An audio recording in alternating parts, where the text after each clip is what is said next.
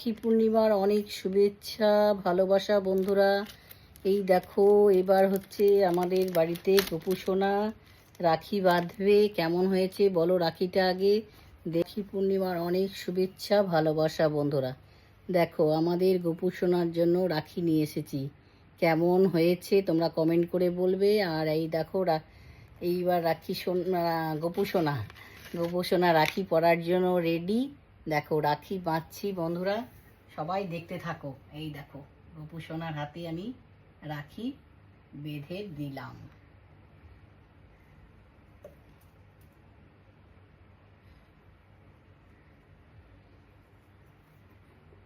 এই দেখো গপু সোনা রাখিটা হাতে দিয়ে দিলাম, গপু সোনার হাতে পরিয়ে দিলাম।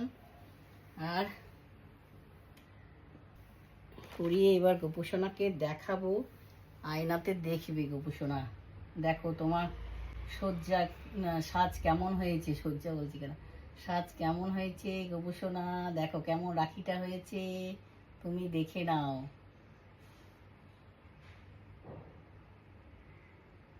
দেখে নিয়েছে গপু সোনা বন্ধুরা, কেমন হলো অবশ্যই তোমরা কমেন্টে জানাবে। শুভ রাখি পূর্ণিমার অনেক শুভেচ্ছা ভালোবাসা সবাইকে।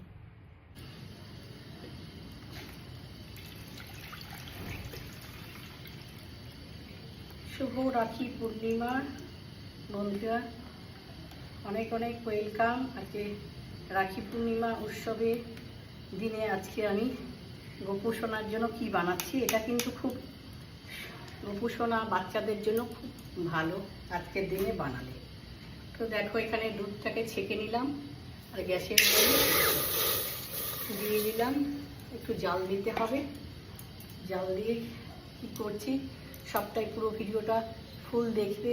ভালো লাগলে লাইক করবে, শেয়ার করবে, চ্যানেলটাকে সাবস্ক্রাইব করে ফলো বাটনটা প্রেস করবে বন্ধুরা।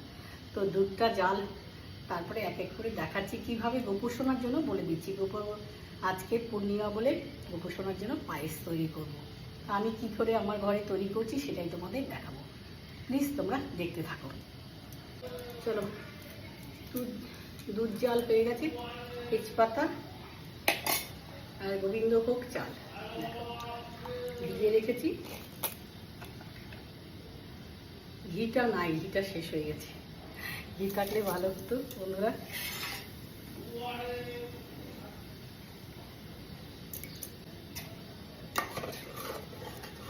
নাড়তে থাকতে হবে সমান তালে, জমাট বেঁধে যাবে।